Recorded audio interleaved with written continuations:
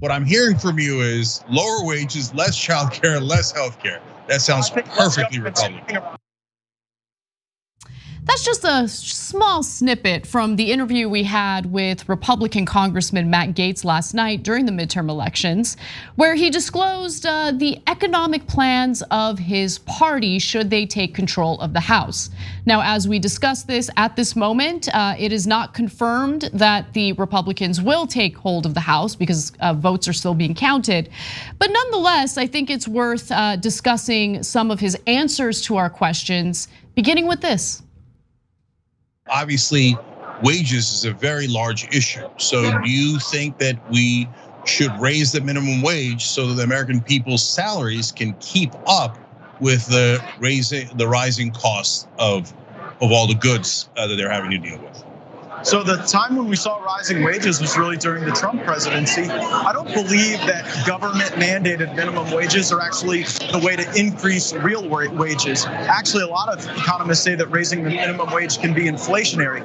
Our strategy to tackle inflation will focus on cutting government spending, not having a regime that pays people not to work. I think able-bodied childless adults should be subject to work requirements. Previously, when Republican states have tried to do that, Democrat administrations haven't allowed them to, haven't issued appropriate waivers. And so if we can legislate work requirements into government funding bills, I think that'll be a good counter pressure on inflation. All right, so raising wages, not what you're planning to do to counter inflation. Got it. So there's a lot to talk about here because, look, I think the most important thing for Democrats to do is to start asking questions of Republicans regarding their economic plans. Be specific, what are your policy proposals? Because they're not popular, okay? During the midterm elections, there were ballot initiatives in various states. I should note that, states like, deeply blue states like South Dakota wanted to expand Medicaid. And they did. They voted in favor of that in South Dakota. South Dakota voters on Tuesday approved a constitutional amendment to expand the state's Medicaid program under the Affordable Care Act, a move that will extend public health insurance coverage to around 45,000 low-income people. Well, Matt Gaetz, as you're about to learn, thinks that inflation is caused by Medicaid. We'll get to that in just a minute, but Cenk. Yeah, so first of all the red state governors were like, oh, we don't like Obamacare, so we're not gonna expand Medicaid. And then so people had to wind up putting it on ballot measures. And when they do, South Dakota is like deep red, as red as it gets. And they're like, do you wanna expand Medicaid? They're like, duh, of course we do, right? So the Republican leaders have been lying about what Republican voters want for time immemorial. And by the way, Republican voters a lot of times don't want great things. On economic issues, they do. They actually shockingly agree with us a giant percentage of the time. On social issues, they don't agree with us at all, right? But in the old days, the Republican leaders would come out and go, oh, the Republican voters want free trade. And everybody in media would be like, oh, they want free trade. So you could have, outsource all your jobs. Yeah.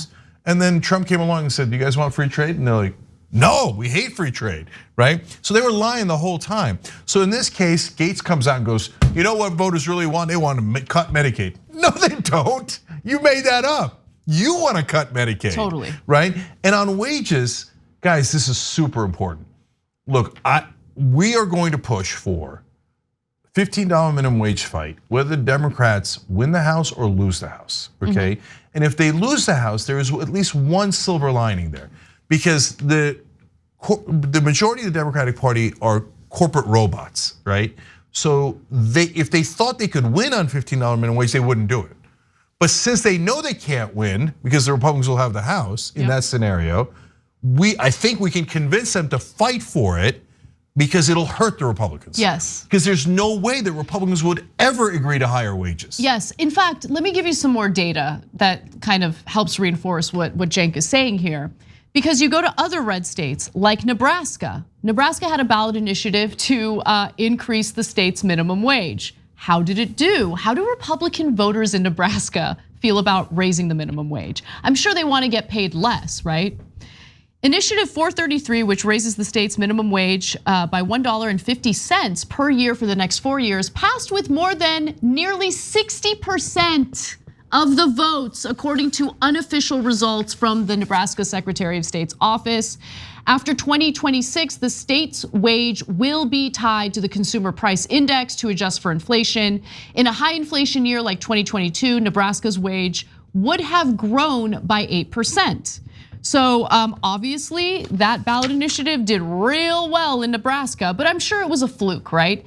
Except why don't we take a look at 2018, great state of Missouri also voted to raise the minimum wage, okay? Reaching $12 in 2023, so you see it there. 62.34% voted yes on increasing the state minimum wage in Missouri. But that's just 2 examples, Cenk. That's just 2 examples. I mean, maybe I don't know what I'm talking about. Why don't we go to Arkansas next? Also in 2018, 68.46% of voters in Arkansas, as red as you can get, voted yes on increasing the minimum wage. Let's go to Florida in 2020. Where the voters in that state overwhelmingly voted in favor of increasing the minimum wage to $15 an hour, okay? So if you look at Florida, 60.82% voted yes on raising the minimum wage. Guys, not only does the minimum wage win every time, it wins in every red state. Not only does it win in every red state, it never scores lower than 60%, and its margin of victory is always 20 points or higher. It is enormously popular, which by the way is not only damning for Republicans, they've been lying about their own voters for time immemorial. The reason that the Republican Party was set up in the first place was to serve the rich. That is their one and only purpose. So you might come for the racism, but you stay for the tax cuts, okay? That's the whole point of the Republican Party. They know their voters want a higher minimum wage. They know their voters want higher wages. That's why they lie to them. And they go, oh, you don't want the higher wages. You want to argue about trans athletes in high school, right? Okay, so now the problem is, of course, the Democrats also don't want it. Exactly, that's what I was gonna say, because if the Democratic Party, the Democratic establishment, right, genuinely wanted to increase the federal minimum wage, I mean, it's such a layup. What I would do, and what honestly, if I was elected into office, what I would do is constantly pivot to, all right, what do you want to do to the economy? What do you want to do? What's your solution? Basically, the line of questions that we asked Matt Gaetz, I would constantly hammer Republican candidates and politicians on day in, day out, and make it abundantly clear this is what the Republican Party actually represents. They don't want to talk about it. It's really important to understand that, guys. Republicans do not want to talk about their economic plan. That's why Mitch McConnell slapped down Rick Scott's proposal to privatize Social Security and do all these things that are so unpopular. Because Rick Scott's apparently the only Republican who didn't get the memo. Listen, bro, it's not popular. It's gonna destroy us. It's political suicide. Shut up. That's why Mitch McConnell slapped him down. Yeah, and don't get it twisted. It's not like McConnell doesn't want to do it. Exactly. He's like, you idiot, you don't say it before the election. Don't you have any idea how progressive America is and all the voters are? That's why you have to lie to them and then do it after the election. So Rick Scott's a bit of a rookie on that. Look, guys, the Matt Gaetz interview. So yes, there were some people on Twitter, etc., who thought, oh, they're gonna be like mainstream media and they're just gonna be soft to him. Yeah, right? Thank you for giving us the benefit of the doubt, even though we've been on air, Cenk, for over 20 years, me for over 15 years. There's never been any indication that we will coalesce around rabid Republicans, but thank you for giving us the benefit of the doubt. I really appreciate it. Feels real good to know that years and years of what we've been doing here at TYT doesn't seem to matter at all. So me, I don't care at all. I know you don't, but I do. You like. I do. I do care. So my point is, proof's in the pudding, man. You watch any of our interviews from the last 20 years. Watch my interview with Joe Manchin, what I did to him, okay? Watch Tulsi Gabbard, watch Tim Ryan, watch the Bernie interviews. Doesn't matter, they have watched it. So now you saw the Matt Gaetz thing and you saw, and by the way, I'm not in the school of camp. I know there's a giant camp on the left who says, don't talk to the right. Oh my God, it's so scary, don't platform them. What if they come up with ideas and they say things? Well, then you beat their ideas down. You also can speak. Hey, people on the left, you're allowed to talk as well. You're allowed to be aggressive. I know NPR and mainstream media taught you to be weaklings, right? But you don't have to be weak. You can fight back. But the reason I brought all that up is because, guys, at the end of the day, and we got into a huge fight with him at the end with the 17-year-old that he might have paid for, et cetera, et cetera. But the most important part was the beginning where we found out what the Republican strategy is if they win. That's why you interview people. Yeah, I want to go to one more video. I know I'm cutting it close, but let's go to one more clip where Matt Gaetz tries to make the argument that inflation is caused by the government paying people to stay home. The number one issue for a lot of small businesses is just how to get people to show up to work. And when you have a government that pays able-bodied people not to work, it really cuts against the ambitions and interests and dreams of a lot of the small businesses that are the backbone of our country.